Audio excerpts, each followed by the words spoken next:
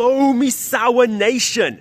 My journey to become the Yu-Gi-Oh! World Champion has resumed because today we are going to another regional.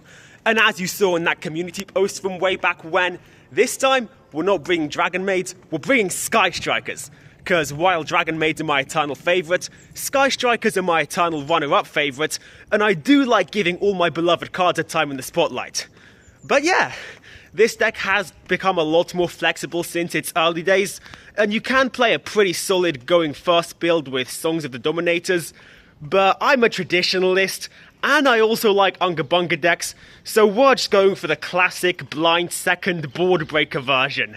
Just pray hope you draw Engage, hope you draw the board breakers, you know, pull out that Zexal Shining draw. For even the strongest duelists, the draw is determined. Just get what you want and win. Honestly, I've been testing this on Dueling Book, and it is a very fun, very solid build. Like, I joked about it being about luck, but I mean, that's just TCGs. It's always been about, you know, a bit of luck, a bit of skill, a bit of spirit, bit of not scooping the minute your opponent's combo lasts more than 2 seconds, you know. Just gotta have that willpower. But yeah, I am very excited for this. I have been training quite a bit, lots of Dueling Book, lots of IRL, and I am confident that this is the strongest Sky Striker deck I've ever built. Looking back at it, the lists I made for YouTube videos earlier, yeah, they had a bit of flaws. You know, I was running 3 rows, I think, and a bit too many board breakers, not enough draw cards, but that's all fixed. And of course, the side deck is basically just an alternate going first strategy I can just slot in when I know my opponent's clever enough to make me go first. You know, they're gonna think like, okay, he's gonna like have nothing to do, he'll have all board breakers and all going second cards, and I'm just there like, yep, I've got my hand traps, I've got my zero, I've got my widow anchors, we're safe. But yeah, it's gonna go great. Also, I don't mean to brag, but can we check the fit for a second? Kinnikuman 40th anniversary shirt, JoJo's Bizarre Adventure jacket. We got the power of Maname on our side, guys. Instant victory. Also, read those mangas if you haven't, they're amazing.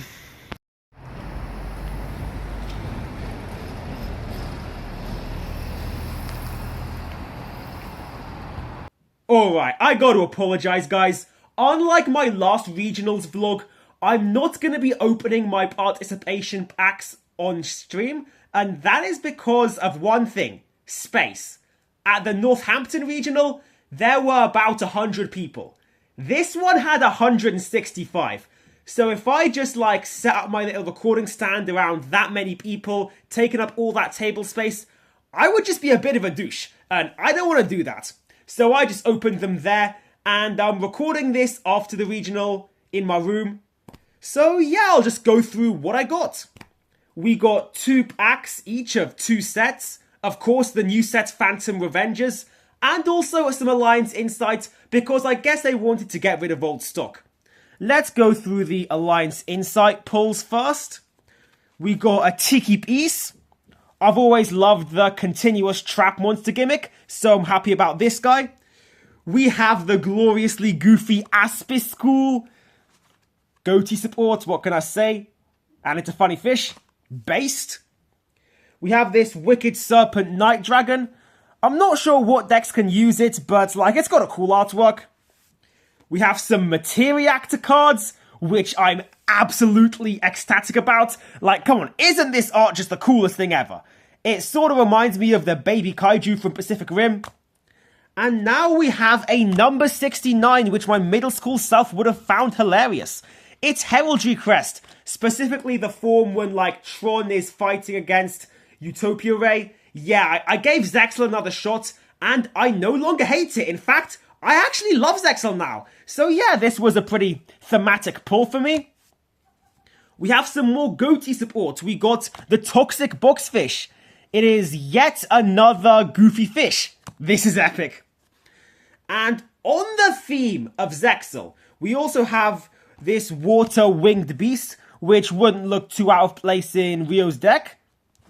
Hell yeah. We have Regenesis Birth. We have a Mitsurugi card, but it's a useless one. But hey, at least it looks cool. We have Skull Servant support. My GOAT Skull Servant. And next card is probably my favourite card out of everything I got. We have Eye Connect. Eye is my favourite character in Vrains, so absolutely insane pull. And on that topic, my second favourite card I got, Kurikurinku Aignista. Man, Ignista monsters are so cool. I wish Malice never existed. Now we got some sinful spoils. We have yet another GOATY support card. The universe is telling me to play Banishing Fish. Should I answer its call? Who knows?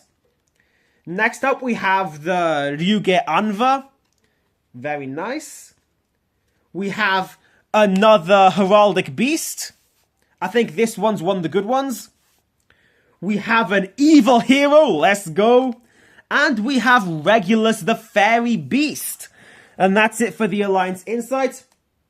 Now for I'm sure which you all will consider the more exciting pack, Phantom Revengers. Starting off with some Cool Tune playlist. And then next up, we have a lot of Enneacraft cards. Let me just get them all to the top.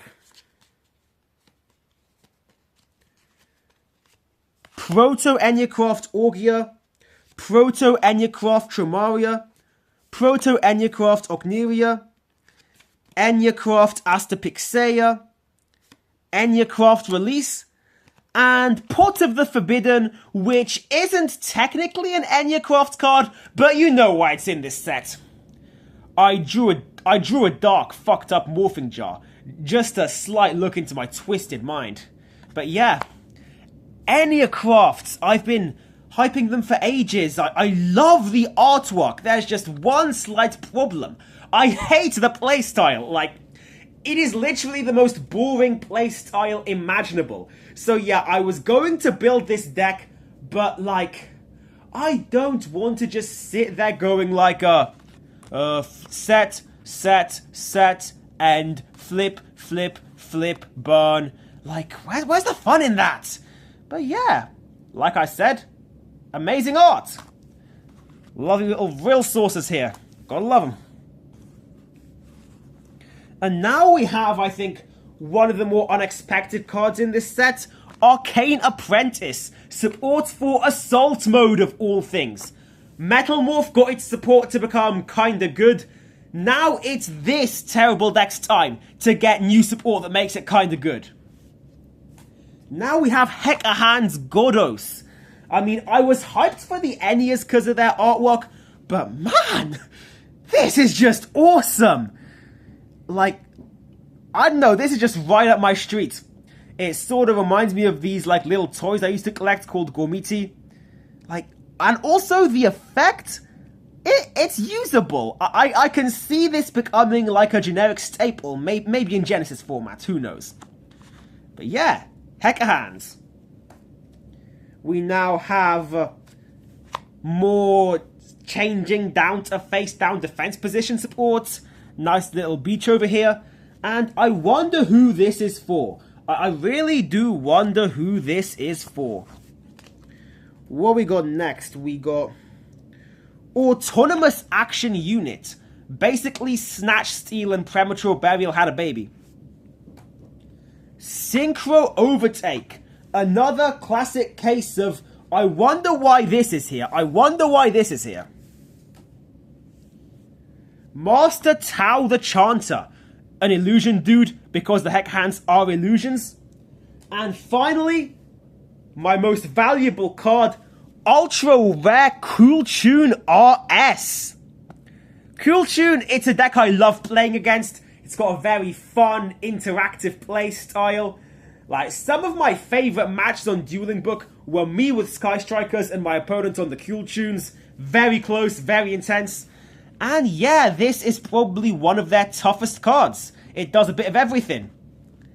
And yep, that's it for the pulls. Back to the regional.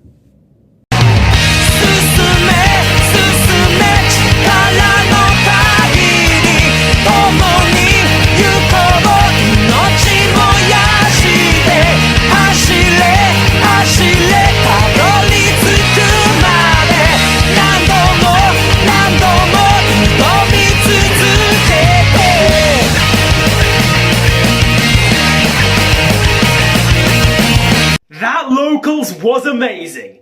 Did we top? No. But did we have a ton of fun? Hell yeah, and I will definitely be back for more. You have not seen the last of Sky Strikers or Dragon Maids for that matter, and one day that record is going to read 8-0. Enjoy, and see you next time. Bye!